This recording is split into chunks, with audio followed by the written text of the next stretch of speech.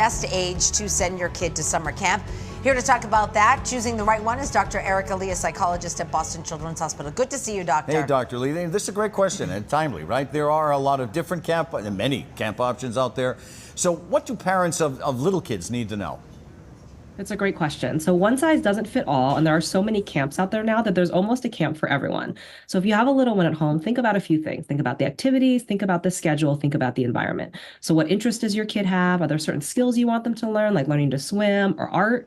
Or are they ready for a few days of camp or maybe even a few weeks? Will they do better with smaller groups or more supervision? Those are kind of factors that parents should consider. And really, no matter the type of camp, there's so many benefits, right? You strengthen social skills, their confidence, they learn about responsibility and leadership. Yep. Doctor, sorry to interrupt. What should you do if your child seems anxious about the idea of going to camp? They're likely to be, right?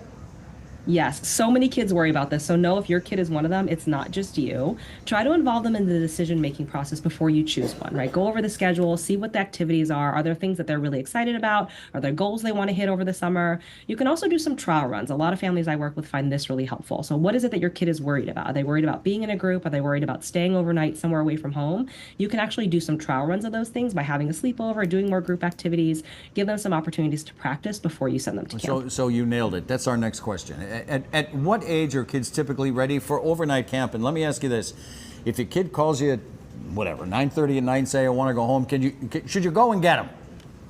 Yeah, so these are also questions I hear all the time from parents because summer camp is really big in Massachusetts. So one, of course, it depends on your individual kid in the camp, but kids can actually go to overnight camp starting around age 7. But at that age, camps tend to be shorter in terms of length. They're much more structured, and they're really focused on just getting kids used to being away from home and working together in teams. So you can think of them as like the building blocks for going to overnight camp later down the road. If your kid calls you, it really depends on your kid. One thing that helps is a lot of camps have policies about this, about what happens, because they know that kids get nervous, they have separation anxiety. So you can think with the camp ahead of time. If you think your kid is going to be one who calls you, how do you handle this? What should we do? What would you recommend that protocol that we follow? Of course, Dr. Lee, that was a hypothetical. I was just, kind of, it's very common. My son Adam didn't do anything like that.